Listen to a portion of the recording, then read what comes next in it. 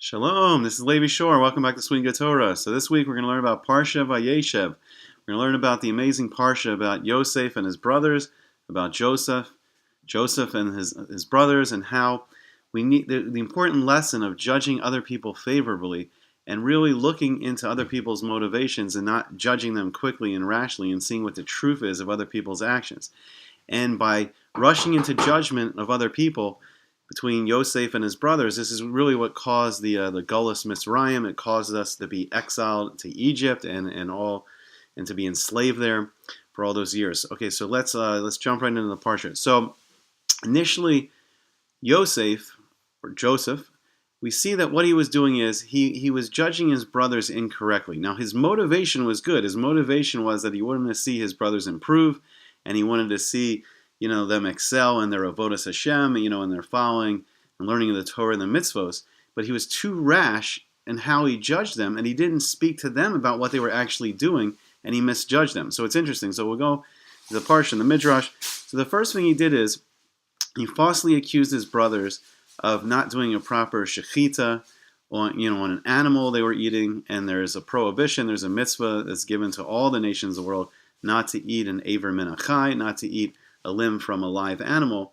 So he was falsely accusing them of not shechting the animal properly. But if he spoke to them, he would have saw that halakhically that maybe they had a different shita, but what they were doing was perfectly permissible by what the Torah says to do. But he was too rash, and he didn't talk to them. He didn't say, okay, well, this looks wrong what you're doing. What exactly are you doing? So there's a concept of midah keneged midah, that Hashem runs the universe with perfect balance. So every action we do, there's an equal and opposite reaction. So because he accused them falsely of not shechting the animal properly, that when they wanted to dip, after they threw him in the pit to sell him into slavery, after the brothers threw Yosaif in the pit to sell him into slavery, they actually perfectly shechted the animal according to halakha, just to take the blood from that animal to dip his tunic into to show to Yaakov, to their father. So the next false accusation, and the Torah uses the word diba, so it means that he was speaking some kind of lashon hara. He was speaking something that was maybe true, but he wasn't asking them exactly what they were doing.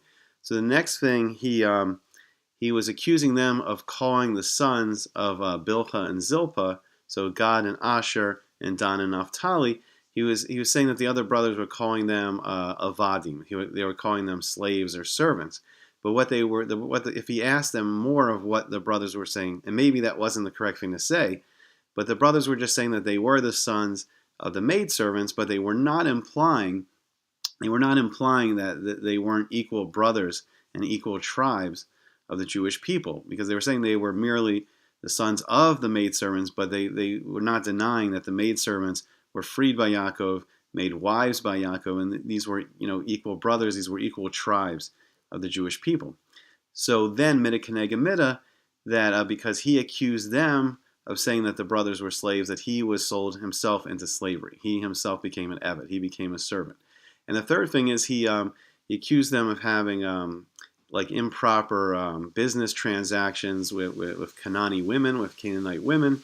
And if he asked them more, he would have saw that they were just doing proper. They were doing business, and they were doing it in a proper manner, and it wasn't anything that was prohibited. And then midah keneged midah, him himself, he was tempted by the wife of Potiphar. So we see that there's that our actions, especially our lashon hara, like if we speak badly about another person, without finding out maybe all the reasons and things that we don't know. Maybe on the surface something looks wrong, but if we really talk to the person and see what's really going on, a lot of the times nothing, the person is doing something right, and it just has the appearance of looking wrong to us on the surface. And it's dangerous even for ourselves, because midah keneged midah, if we falsely accuse someone of doing something, we may have to have that same trial. We may have to have that same test. So by judging others favorably and having rachamim and compassion on others, then we're judged with compassion and rachamim. It's really important. So then Yosaif was given this. He was given this dream. He was given this dream by Hashem, and he saw that they were out in the field, and there was these 12 sheaves of wheat, and then he saw the 11 other sheaves of wheat. They were bowing to his sheaf of wheat, and he saw that his brothers were bowing to him. And then he saw another vision of the sun and the moon and the stars bowing down to him. So this enraged the brothers.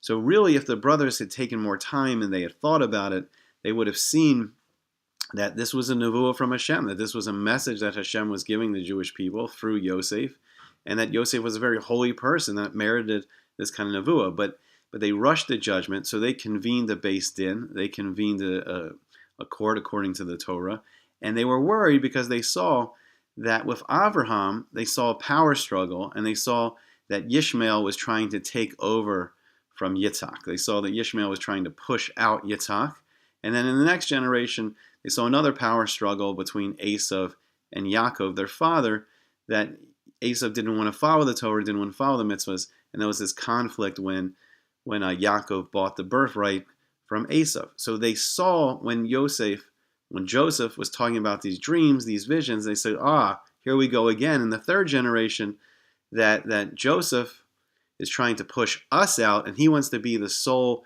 inheritor of the of the Jewish people, and he wants to push all of us out, just like in the last two generations.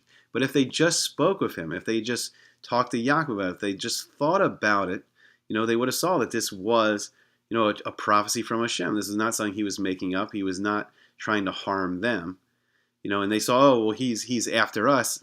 He's a rodef. He's pursuing us to kill us and to kick us out. So we will kill him, or we will. Ultimately, what they did is they sold him into slavery. So we see all these miscommunications, and we see them not speaking to each other clearly and just asking them for more clarification about what they're actually doing. So Rabbi Gedalia Shor in his Sefer Or Gedalia, he says an amazing concept I've never really heard before. So he says each one of the Goluses, we have these four empires in the history of the world. So we have Bavel, Babylon, and he says the first Golus in Bavel and Babylon, that was a fix for the Avera of Avodah Zarah, for this strange worship of anything, not praying to Hashem, not following Hashem, not, worshiping Hashem and worshiping anything else in the universe. So Bavel was the fix of that. And then we see the next exile is Paras and Madai, Persia, the Persian exile. And we see that was a fix for Gilas Arayos, for improper relationships. And then we see into Yavan in the Greek Empire that was a fix for Shikfos Damin, for spilling blood. And then we see the battle of like the Chashmonaim, the Maccabees on Hanukkah, and that was a fix for this tendency to kill, and it was a fix for that. And then the final Gullus that we're in now, this Gullus of Edom, it's a fix for all three. And then we see that Lashon Hara is compared to all three. So really our greatest battle right now is with speaking well of the other Jewish people and judging the other Jewish people kindly. And we can learn a great lesson from this Parsha, that if we see other Jewish people, if we see them what seemingly, they're doing wrong, sometimes if we just talk to them and ask them, what's your motivation? Why are you saying this? On the surface, it doesn't look good what you're doing. But we can see by actually talking to someone, instead of judging them, speaking Lashon Hara about them, that if we speak to someone, we can see that maybe their actions are not what they look like on the surface, and their actions are actually pretty good, and their intentions are good of what they're doing. So just more communication, especially with our family and our friends, and building this shalom bias with each other, and then on to, out to the rest of the Jewish people. And it's a great lesson we can learn from this parsha about judging others favorably, and really when something doesn't look right, especially when social media people are all over each other attacking. Maybe just saying, hey, I don't understand what you're saying. It doesn't seem right to me. Can you explain why you believe that or why you think that? And really we can create so much more peace in the world and get rid of so many more arguments by just seeing what someone else's motivation is. Maybe we can see that they have good intentions, even with some ideas that we don't agree with. But, and Bezrat Hashem, we can bring more shalom, more peace, and more unity in the world, which the world really needs. And then Vayaishev, and then we'll all settle peacefully in Eretz Yisrael and live in peace. Okay, hope you enjoyed it. Shabbat Shalom. Hope to see you later on Sweet and Good Torah.